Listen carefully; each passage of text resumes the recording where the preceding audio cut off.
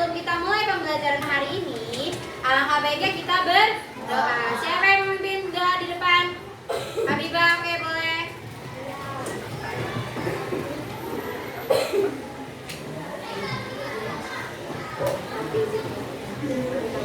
Adik kawan-kawan, sebelum kita mulai belajar, alangkah baiknya kita berdoa.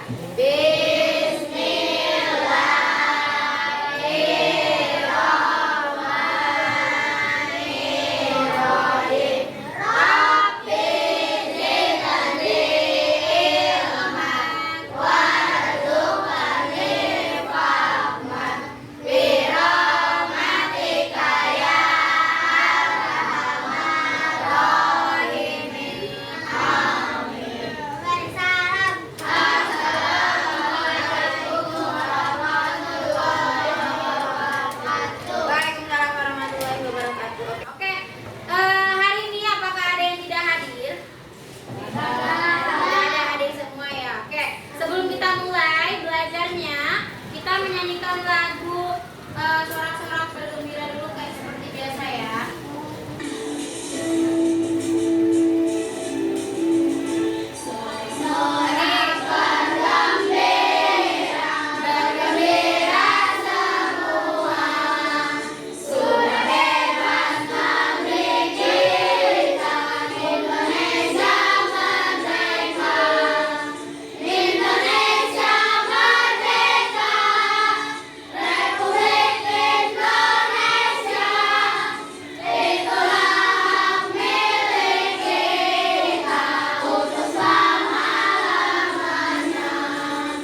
Selanjutnya kita akan ice breaking dulu biar kalian semangat. Kita ice breakingnya Arang Samsung udah tahu kan? Tahu. Yang semangat ya. Aram Sam Sam on the award-winning CD Action Fun Dance by the Learning Station. Arms up high, reach for the sky. Let's sing and move along to the silly, silly Ram Sam song.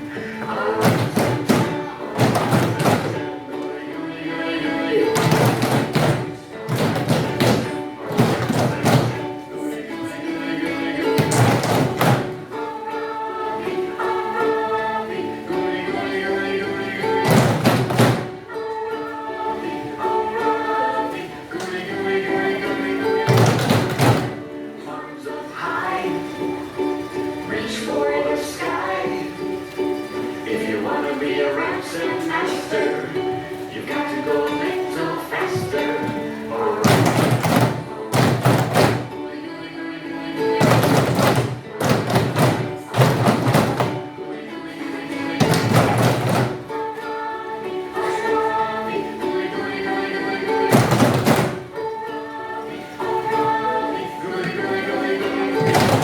Arms up high, reach for the sky.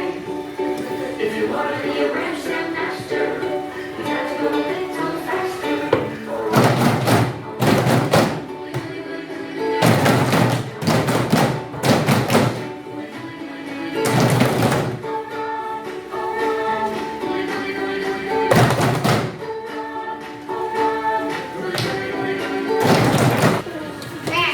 Hari ini kita akan belajar tentang konsep dasar kecerdasan artifisial.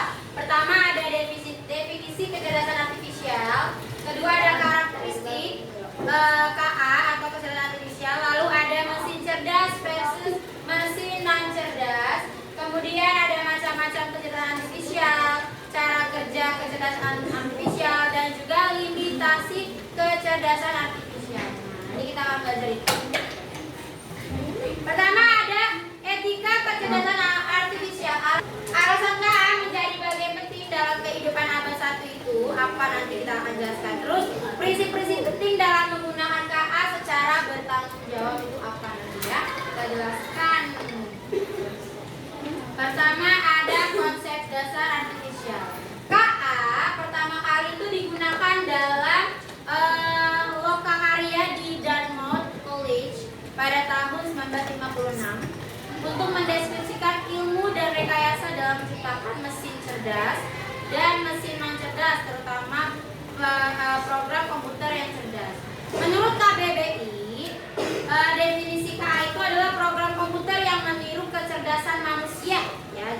kecerdasan artifisial itu sama aja kecerdasan manusia yang diprogram oleh komputer, seperti mengambil keputusan, menyediakan dasar, penalaran, dan karakteristik manusia lainnya. Kemudian, secara sederhana, KA adalah teknologi yang membantu komputer belajar dari pengalaman dan melakukan tugas tanpa selalu perlu diperintah oleh manusia secara langsung.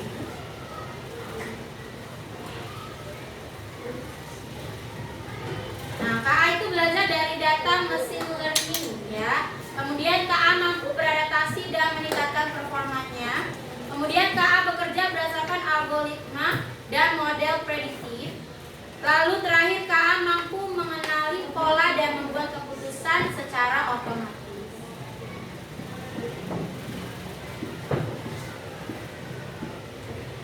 Nah, dengan demikian dapat kita simpulkan bahwa KA itu bukan hanya sekedar program komputer biasa, dia memiliki kemampuan untuk belajar, beradaptasi, mengenal pola seperti minggu kemarin yang kita main game pola tuh, ya kan, masih ingat gak?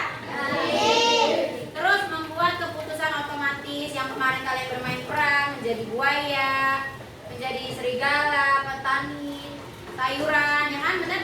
Dan menjadi domba.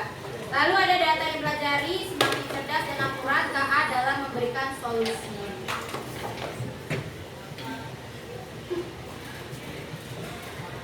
Nah, mesin cerdas versus mesin non cerdas ya. Seperti yang kalian ketahui di kehidupan sehari-hari kita ini ada beberapa benda yang termasuk mesin cerdas dan juga ada yang termasuk mesin non cerdas.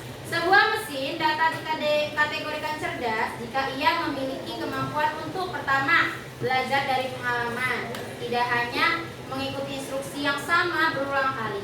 Kedua, menyesuaikan diri dengan perubahan tanpa perlu diprogram ulang. Terakhir, membuat keputusan sendiri berdasarkan data yang dikumpulkan. Itu sebuah mesin dapat dikategorikan cerdas jika memiliki kemampuan yang tadi Bu Rifa sebutkan. Ya.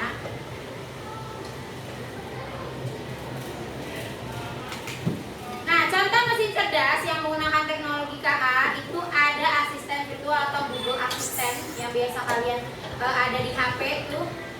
Terus ada KA Chatbot, layanan pelanggan otomatis. Biasanya dipakai di aplikasi belanja daring kayak Shopee, Tokopedia, dan lain-lain.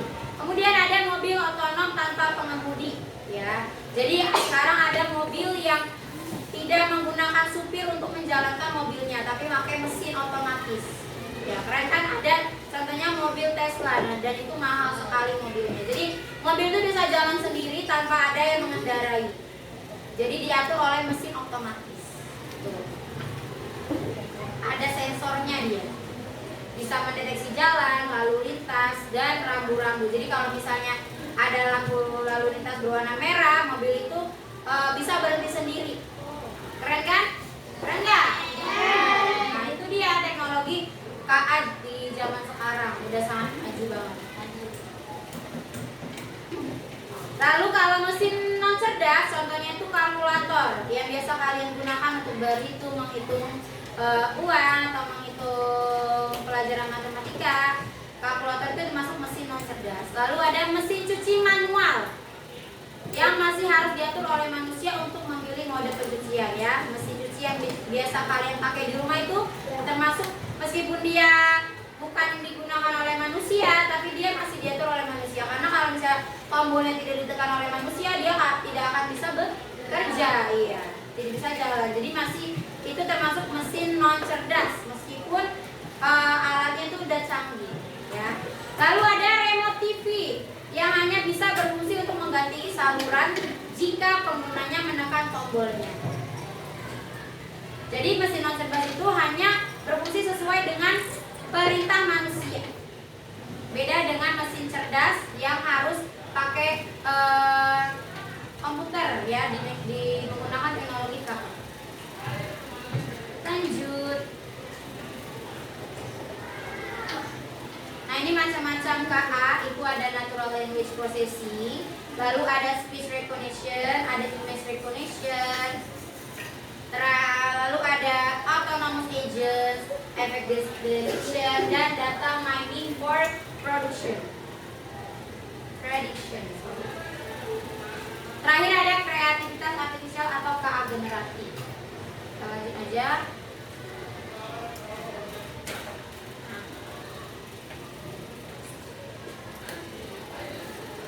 Cara kerja KA itu bagaimana sih? Nah, secara sederhana, cara kerja KA itu terdiri dari 3 tahap utama. Pertama, masukkan data, kemudian diproses, di pelatihan model, lalu lanjut di prediksi dan output lainnya sebagai luaran. Gitu ya.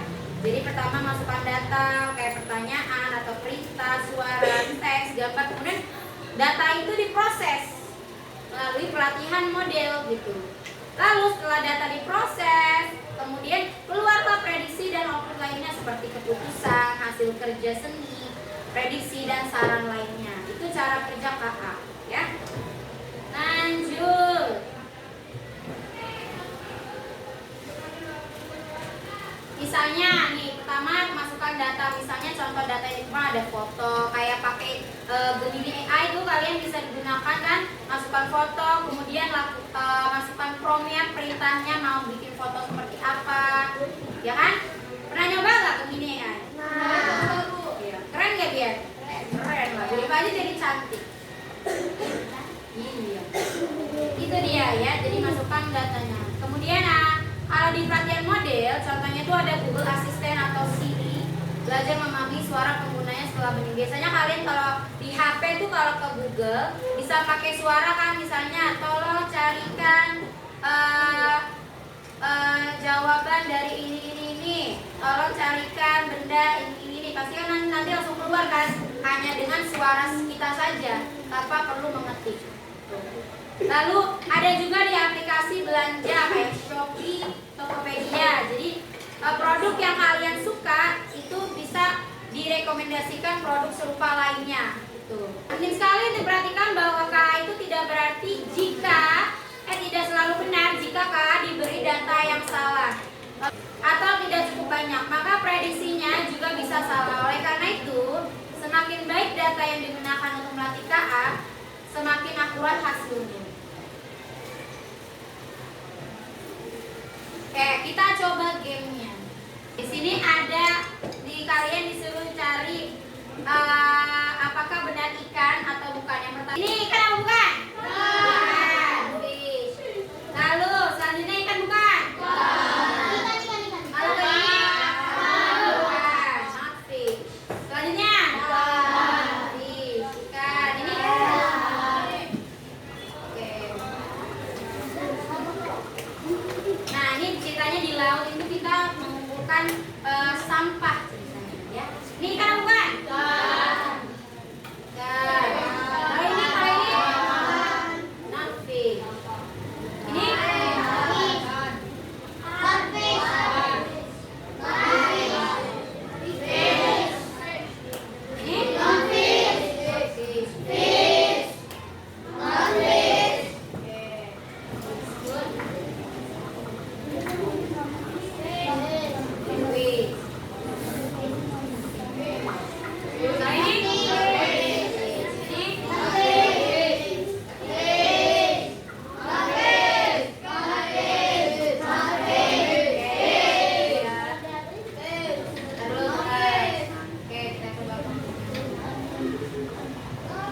Now let's see if AI knows what a fish looks like.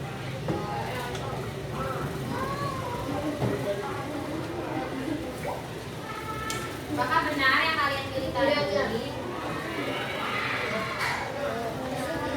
Benar kan yang ikan mana, yang bukan ikan mana? Nah itu dia tadi. Jadi AI itu bisa mendeteksi, ya, bisa mendeteksi apa yang kita perintahkan, apa yang kita mau itu AI bisa menjalankannya. Nah, limitasi kecerdasan artifisial. Oke. Nah, KA ini seringkali dianggap sebagai sistem yang sangat cerdas. Tetapi pada kenyataannya, KA hanya mampu melakukan tugas tertentu berdasarkan pola apa yang telah dipelajari. KA ini nggak memiliki pengalaman sejati seperti manusia dan masih bergantung pada data yang diberikan. Oleh karena itu, penting untuk memahami berbagai keterbatasan yang dimiliki oleh KA agar dapat menggunakannya dengan lebih lanjut. Pertama, salah satu keterbatasan utama KA itu adalah dengan ketidakmampuan untuk memiliki memiliki kreativitas sejati, perasaan dan pemahaman kontekstual yang mendalam. Itu pertama keterbatasan utama KA. Lalu yang kedua, KA juga dapat membuat kesalahan. Jadi setiap AI yang kalian gunakan atau KA yang kalian gunakan bisa melakukan kesalahan ya. Jadi nggak semua AI itu benar. Kayak misalnya menggunakan Gemini AI, pasti fotonya nggak selalu seperti muka kalian kan, benar nggak? Nah, ada salahnya pasti selalu salah. KA ini bisa membuat kesalahan prediksi akibat keterbatasan data. Seperti kalian pakai Gemini AI, nggak selalu foto yang kalian mau itu sesuai dengan apa yang kalian harapkan, benar nggak? Jadi ada kalanya selalu salah ya, kayak misal mukanya muka orang, padahal kita udah masukin muka kita, tapi apa yang kita mau nggak sesuai ya. Jadi kalian juga bisa dapat membuat kesalahan. Kemudian yang ketiga, KA saat bergantung pada data berkualitas tinggi. Jadi kalau misalnya mau sesuai, perintahnya juga harus jelas gitu. Jadi apa yang kalian mau bisa sesuai.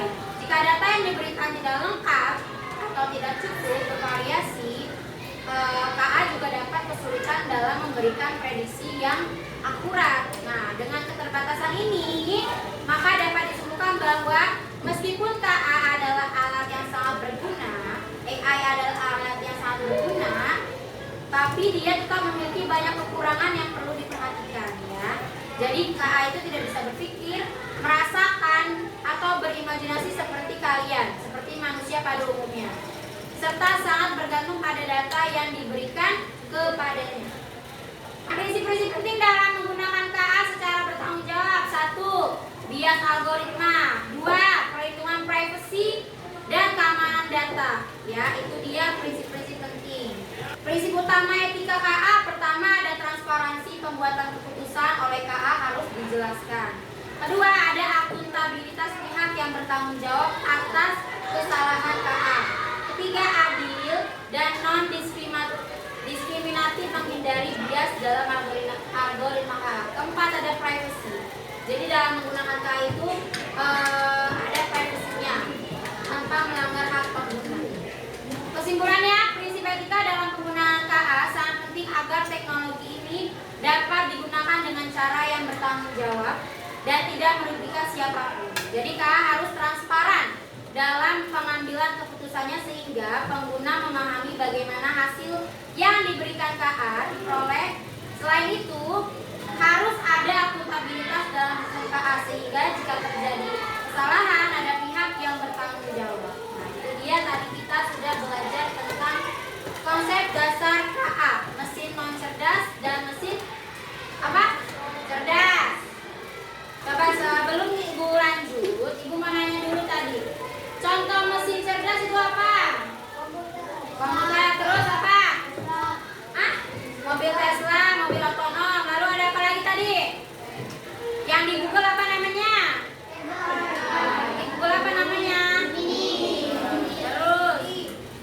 Iya benar, ChatGPT. Itu termasuk mesin cerdas. Kalau mesin non cerdas?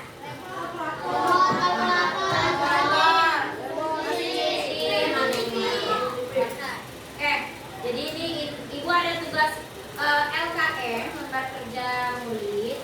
Nah, kalian kan udah dibagi kelompok ya. Ada kelompok 1, kelompok 2, kelompok 3, kelompok 4, kelompok 5. Tugasnya di sini ada hubungkan alat di bawah ini dengan kategori mesin cerdas dan mesin non cerdas. Contoh, blender. Kalian ke blender itu termasuk mesin cerdas atau mesin non cerdas? Non cerdas. Berarti kalian ini kemana? Ini kalian buat jalannya sampai ke mesin non cerdas gitu. Paham nggak? Paham nggak? Oke, coba Ibu bagi dulu ya.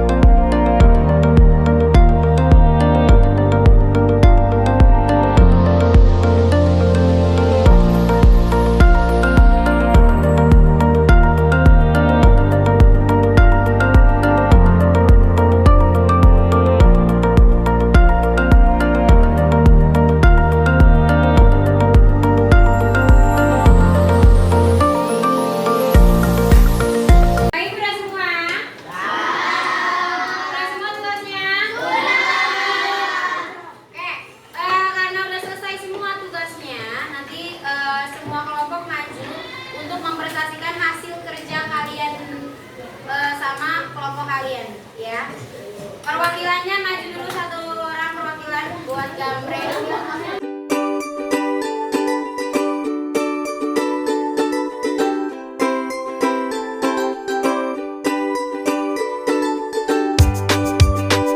Jadi yang maju pertama kelompok berapa tadi? 3. Oke, selamat maju kelompok 3.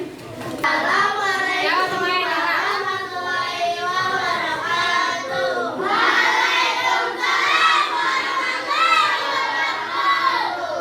Saya akan mempresentasikan mesin cerdas vs non cerdas. Blender masuk ke mesin non cerdas. Kamera EA termasuk ke mesin cerdas. Handphone termasuk mesin cerdas.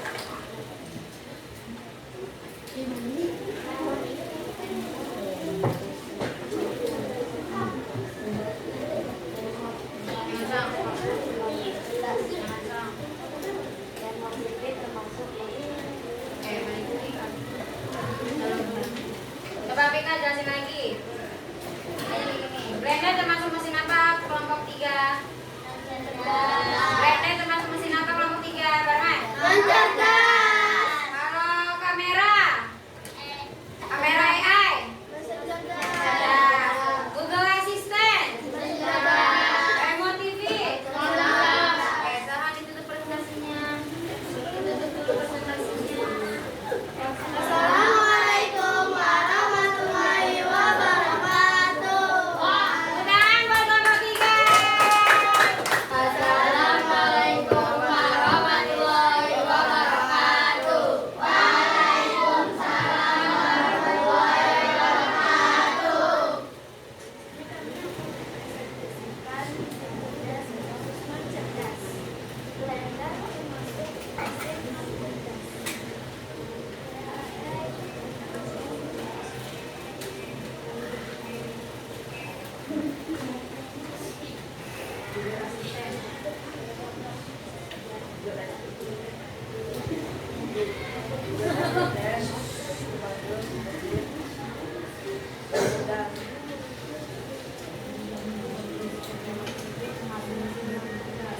Oke, coba Olivia, jelaskan lagi. Yang mana suaranya? Terus. Kamera AI termasuk mesin cerdas.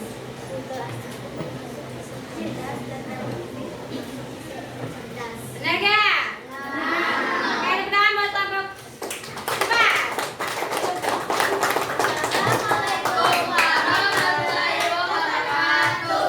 Assalamualaikum warahmatullahi wabarakatuh. Waalaikumsalam warahmatullahi wabarakatuh. Kami dari kelompok 1 ingin mempresentasikan mesin cerdas versus mesin non cerdas. Blender termasuk mesin non cerdas. Kamera AI termasuk mesin cerdas.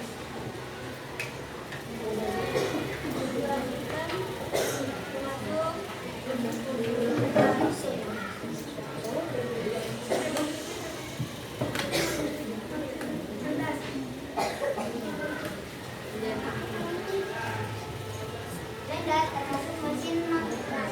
Kamera AI termasuk mesin cerdas. Dan Google Assistant termasuk mesin cerdas. Remote TV termasuk mesin non cerdas. Sekian dari kami. Assalamualaikum warahmatullahi wabarakatuh.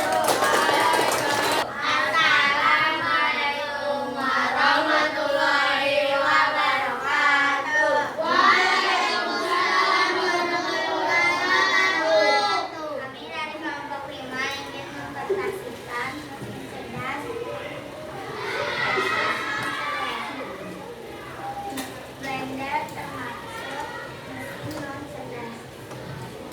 Kamera AI termasuk mesin cerdas. Google termasuk mesin cerdas. Remote TV termasuk benda non cerdas. Jelaskan lagi. Jadi Blender termasuk mesin non cerdas dan kamera AI termasuk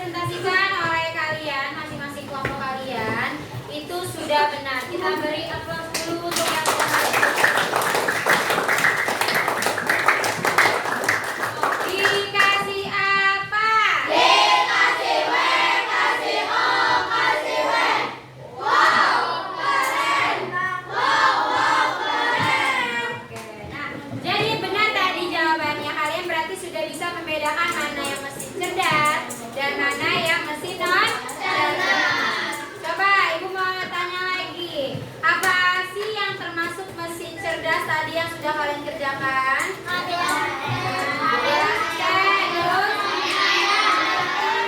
Oke, lanjut. Kalau yang termasuk mesin non cerdas di situ apa? Coba beri tanya satu orang jawab ya, tunjuk tangan. Kalau mesin cuci manual termasuk mesin cerdas atau mesin non cerdas? Rifa. Mesin non cerdas. Kalau misalnya belanja di sosial media di Shopee itu termasuk mesin cerdas atau mesin non cerdas? Wakil. Mesin cerdas gitu ya. Kalau remote TV mesin apa? Cerdas. Oke, jadi kalian udah paham ya mana yang mesin cerdas dan mana yang mesin non cerdas. Kalau mesin cerdas itu digunakan teknologi KA. Kalau mesin non cerdas digunakan oleh manusia, manual atau manusia. Ya boleh. Lanjut. Di sini Bu Rifa ada lembar evaluasi. Kalian kerjakan per individu ya. Ada 5 soal pilihan ganda ya. Jadi nanti kasih nama kelas, disilang aja jawabannya mana yang benar. Nanti kalau sudah dikumpulkan di perwakilan kelompoknya, nanti perwakilannya yang kumpulkan ke Bu Rifa. Paham? Paham tidak?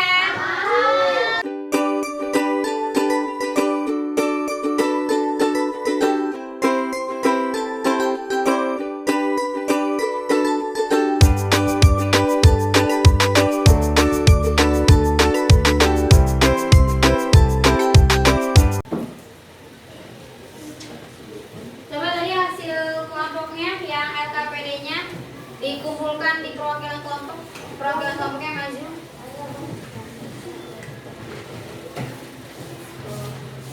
Kelompok 1, kelompok 2, 3, ketiga mana? 4. Oke, duduk. Nah, silahkan kerjakan evaluasinya tentang mesin cerdas dan non cerdas.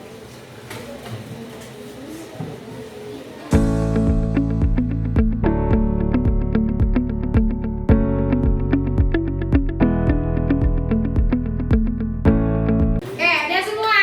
Oke, perwakilan kelompoknya silahkan maju untuk mengumpulkan. Yuk.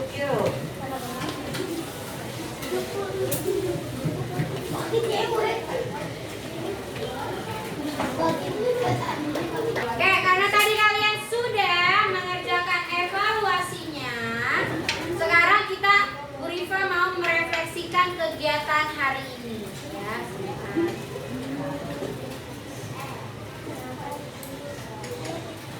Nah, jadi nah, Rifa mau tanya, apa saja yang kalian pelajari hari ini? Tadi ada apa? Mesin cerdas dan non cerdas. Kalau mesin cerdas itu digunakan oleh siapa? AI atau komputer, benar. Dibantu oleh AI dan komputer. Kalau mesin non cerdas, nah, mesin cerdas dibantu oleh siapa? Manusia. Contoh mesin cerdas apa saja? Cuci manual, blender, lalu apa lagi? Kira-kira apa? Kalkulator. Kalau mesin cerdas? Google apa tadi? Terus kamera? AI, benar. Mobil apa? Tesla, mobil otonom, otomatis. Ya, itu termasuk mesin non cerdas. Jadi kalian hari ini belajar tentang apa? Mesin cerdas